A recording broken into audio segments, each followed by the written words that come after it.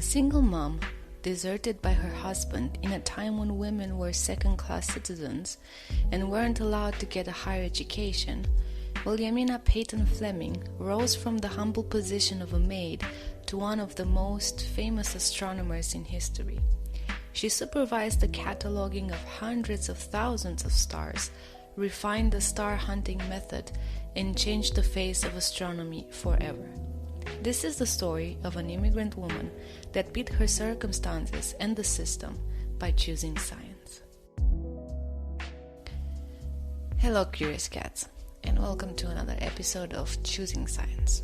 Today we'll be talking about a woman whose life is a great example of how wonderfully unexpected life can turn out sometimes.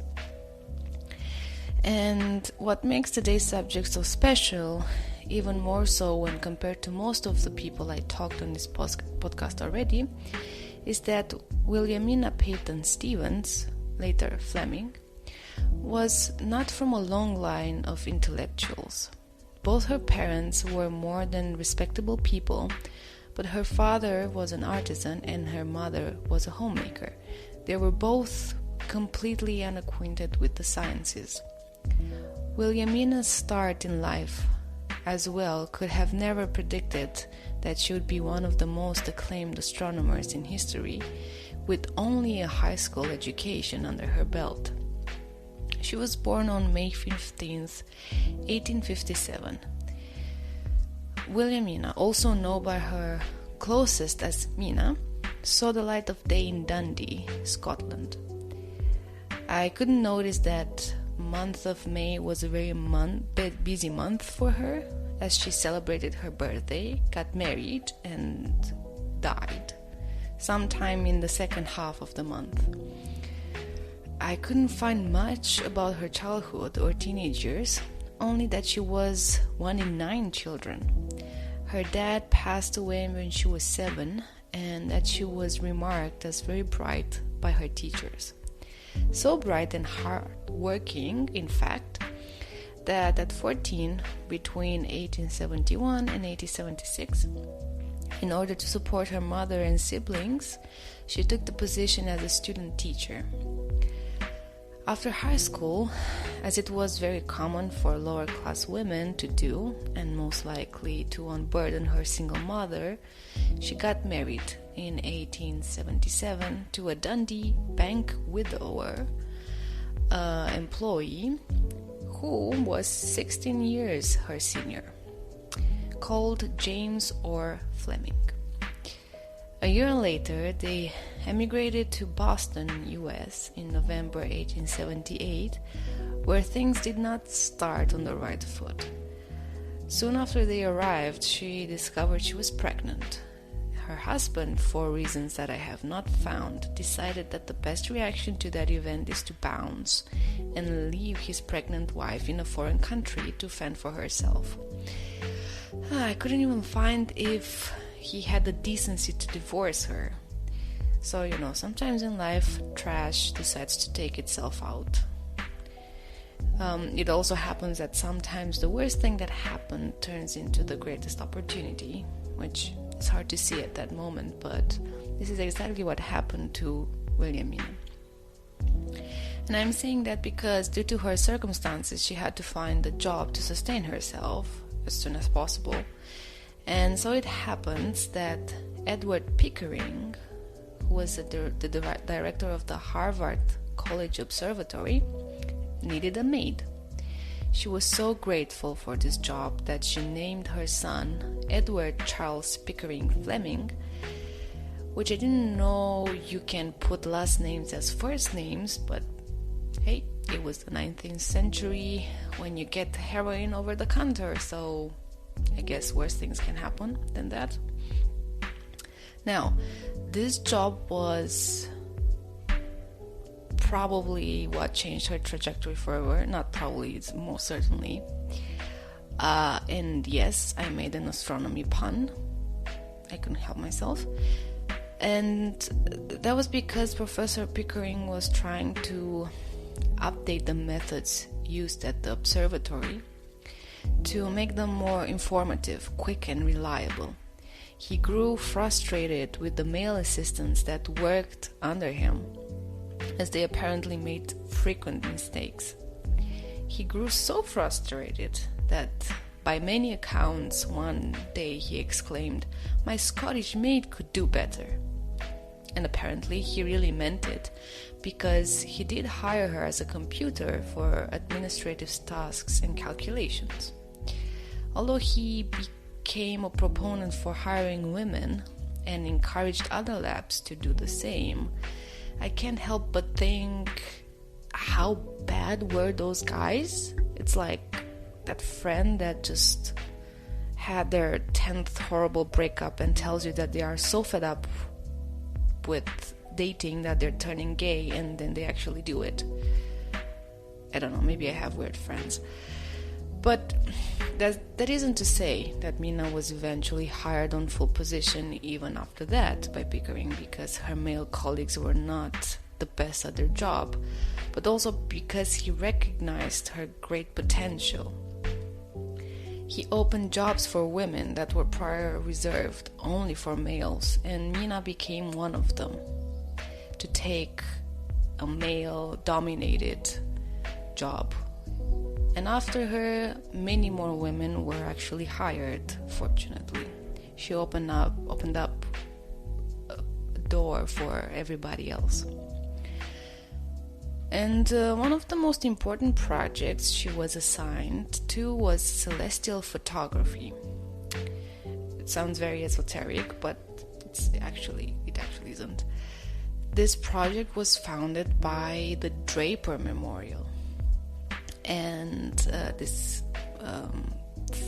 memorial fund, was named after Henry Draper, who was the first scientist to experiment with astronomical photographic plates in the whole world.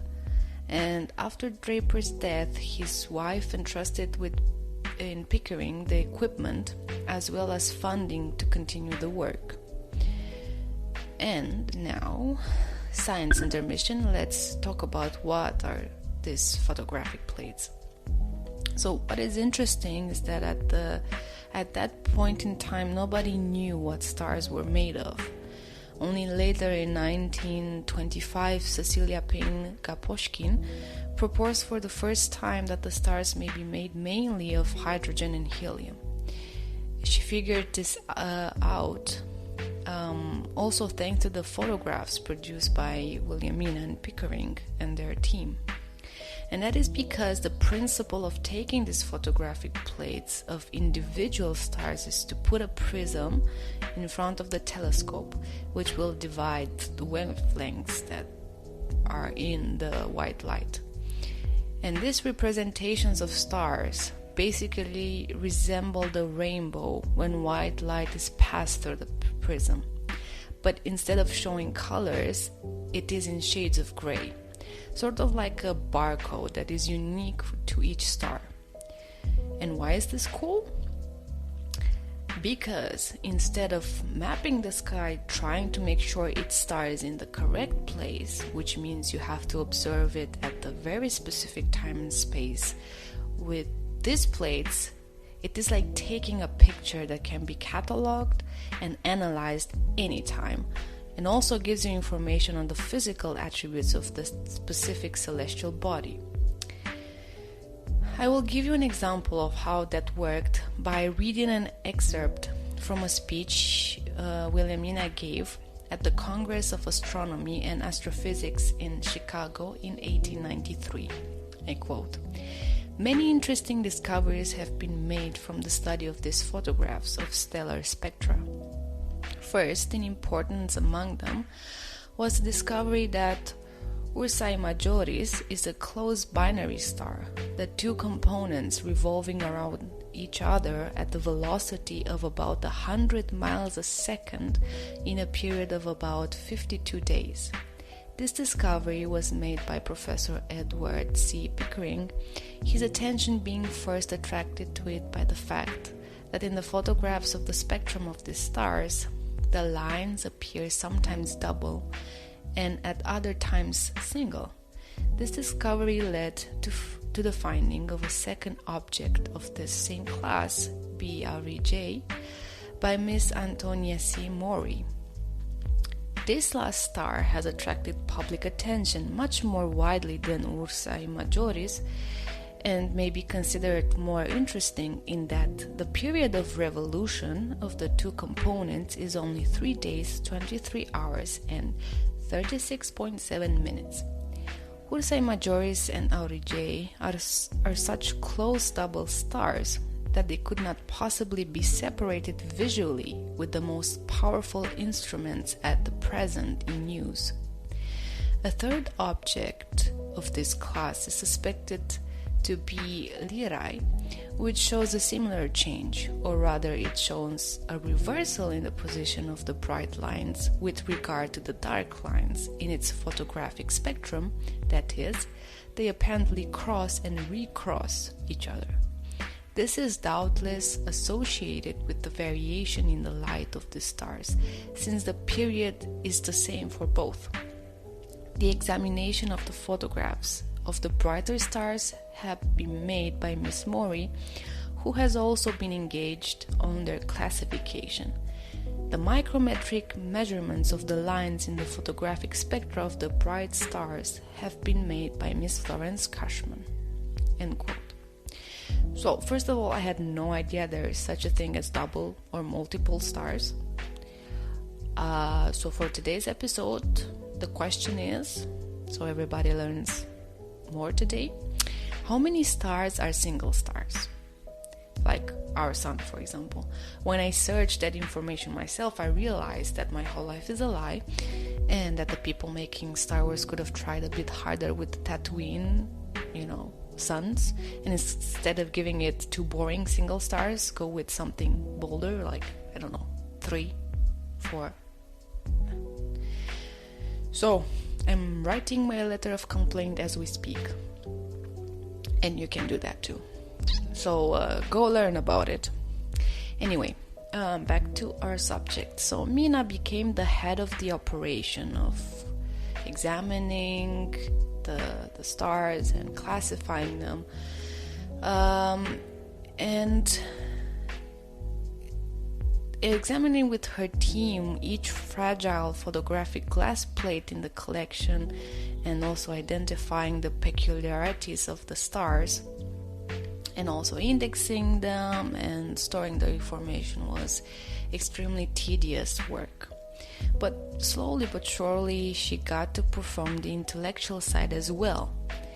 And although her name was not present on the Draper catalog when they finished cataloging all the spectra they found, she did left her mark through the new classification method she and Pickering established. One of her underlings, Annie Jump Cannon, who later refined and improved the system, remarked that, I quote, "With a naturally clear and brilliant mind, Mrs. Fleming at once evinced special aptitude for this photographic investigation, which was so novel that precedents could not be found for its execution." End quote. In the 1890 Draper Catalogue of Stellar Spectra, more than 10,000 stars were described according to the new Pickering-Fleming system, establishing a new foundation for astronomical classification. And I have to give kudos to Pickering on this, because unlike other male researchers at the time, he did give credit to Williamina after 1890 on all the work they published. Although in the October 1891 issue of Observatory, a reviewer wrote, and I quote, "The name of Mrs. Fleming is already well known to the world as that of a brilliant discoverer, but the present volume shows that she can do real hard work as well." End quote. This has the vibe of someone telling you that you are smart for a woman, or when a toxic relative tells you that your haircut makes your nose look smaller. It really makes you feel appreciated. Anyway, those were the times, I guess. But on the bright side, I know, another astronomy pun, thank you very much, I'm on a roll today. She did get the recognition she deserved while alive, which for many people is actually an accomplishment. And looking back in history, yeah, you can see that all the time, not happening, unfortunately. And during a Harvard conference in 1898, Fleming's paper titled Stars of the Fifth Type in the Magellanic Clouds was presented by Pickering.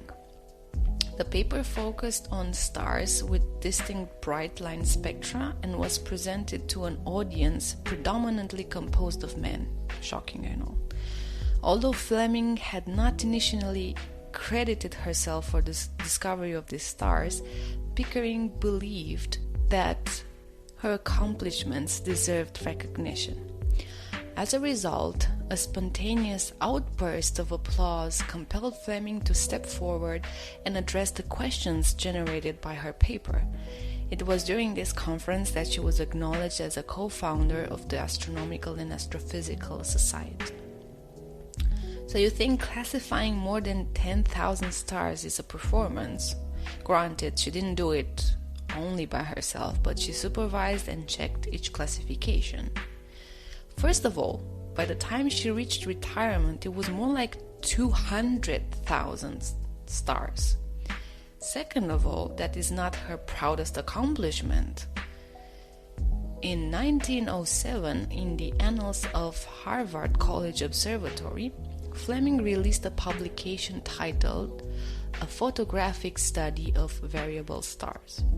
This study encompassed 222 celestial bodies that she had personally discovered, with each star meticulously measured for its position and magnitudes of comparison. By providing this valuable data, Fleming's study served as a crucial reference for astronomers in the future, aiding in the understanding and placement of these stars within the universe. I hope that it will make 222 episodes of this podcast, let alone discover 222 things of anything. And this feeling is actually shared by the British astronomer H. Turner, who said, and I quote, "Many astronomers are deservedly proud to have discovered one variable and content to leave the arrangements for its observation to others. The discovery of 222 and the care of their future on this scale is an achievement bordering on the marvelous." End quote. She also successfully employed photography, being the first astronomer to do so in capturing images of 9 gaseous planetary nebulae. Additionally, she identified and documented 10 novae, representing the majority of newly discovered stars throughout her career. And not only that, but in 1910, she also discovered the famous, or infamous, I don't know, extremely high-density stars known as white dwarfs. These people shamelessly discover everything and leave the rest of us to fight for the scraps. Very unfair. Or that's what I like to tell myself when I go to sleep at night. And what is even crazier, I'm not done, is that her organizational duties actually interfered with her scientific investigations, to the point when she wrote in her personal journal that she found it very trying that her mentor preferred that she prepare the work of others for publication instead of her own. So she complained that due to inadequate communication among certain staff members, Fleming was compelled to spend valuable time revising work instead of devoting it to her research endeavors. And this last part really stuck with me because it's been more than 100 years and this is still a gigantic issue. You think that at this point we'll have more sophisticated issues, but 2023, we still struggle with communication sometimes, so yeah. I guess some things never change. But even with that, she discovered so much, and she did so much on top of everything, which is, I don't know. I don't know how she did it. But unfortunately, despite her great achievements and very progressive attitude of Pickering for that time, Mina and her female co-workers faced major inequalities. Advancements in the observatory were extremely rare for women, with Mina occupying one of the most important ones. And compensation was deplorable. Reading her diary entry, I have flashbacks with many conversations I had with my colleagues in academia. Only difference is that back then it was a solely gendered issue. She wrote, I quote, "He seems to think that no work is too much or too hard for me, no matter what the responsibility or how long the hours.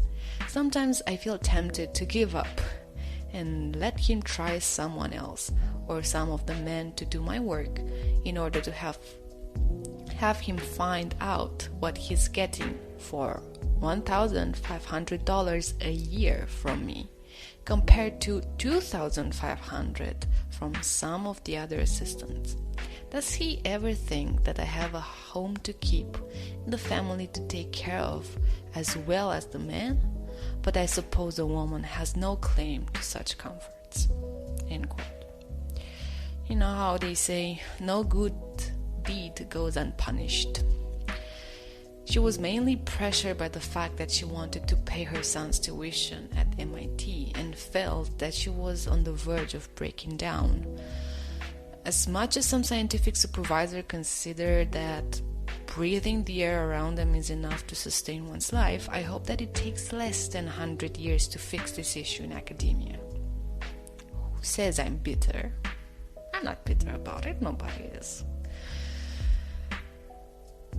But yeah, this issue is still felt very much in academia. Nowadays it's not gendered anymore. Everybody suffers equally, which it doesn't make it better. But who knows, maybe in another 100 years we will be paid humanely. Maybe someone will make a podcast episode about it. That would be funny. Anyway, at the end, besides expressing gratefulness that she stuck to her guns and left such amazing legacy and inspiration, I would also want to talk about her as a person. I gave you a glimpse in how she felt that, yes, she did a lot of great things, but as a human being, sometimes you have your moments when you want to give up, break down. But as you already know, this podcast is about perseverance, humanity, and success, and she had plenty of all of it. So let me tell you some personal things about her. In 1906, she was the first American elected a member of the British Royal Astronomical Society and was starred in the first edition of American Men of Science. Yes, I made another pun. And no, the irony did not escape me of being starred in American Men of Science. Good thing she wasn't the first human that appeared in the first edition of American Dogs or something like that. I guess you can find a win in everything. But she was there, which is still something. She was an avid supporter of women in science and did her best to enable more to occupy positions in the observatory. According to historian Owen Gingerich, I quote, "Mrs. Fleming's keen eyesight, remarkable memory, and industrious nature enabled her to advance to a position of considerable authority at the observatory." End quote. One of her colleagues, Dorrit Hoffleit, described her as a sparkling and friendly though she was. Her reputation as a strict disciplinarian lived after her, and as late as 1930s, elderly ladies who had worked with her in their youth still regarded her with awe. End quote. Fleming possessed a generous and compassionate character, easily forming friendships with others. In her leisure time, she took pleasure in activities such as cooking and needlework. Yes, she had some free time, somehow, I don't know how. As a thoughtful gesture, she would sew dolls dressed in traditional Scottish Highland attire for her colleagues. Although, based on her great achievements, one would think that she had 30 hours a day or invented time travel, and I don't know, maybe made a pact with the devil to live to 150. But the truth is that Mina's life burned very bright and quick, and unfortunately she died at 54 of pneumonia. Annie Jump Cannon, appointed by Pickering as Fleming's successor, as the Harvard Observatory curator of astronomical photographs, recalled Williamina Fleming as, I quote, possessed of an extremely magnetic personality and an attractive countenance, enlivened by remarkably bright eyes. Her bright face, her attractive manner, and her cheery greeting with its charming Scotch accent will long be remembered.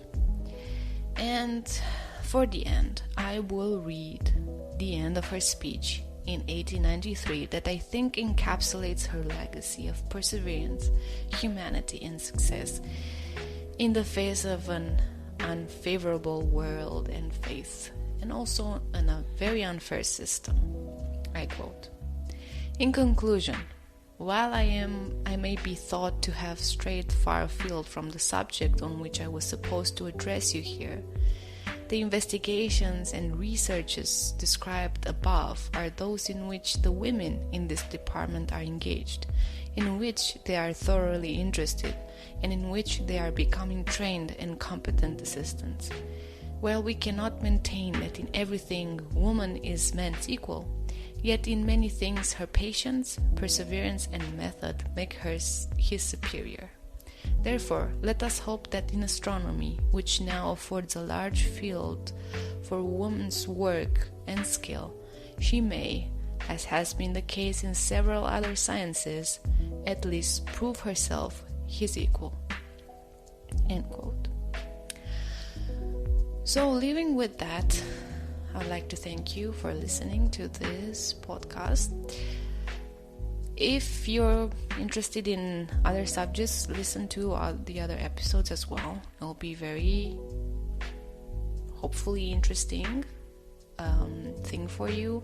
If you have any suggestions of people you'd like to hear about, send me an email. You can also use Twitter or whatever you want. Well, whatever is easy for you, and I guess see you next time. Bye.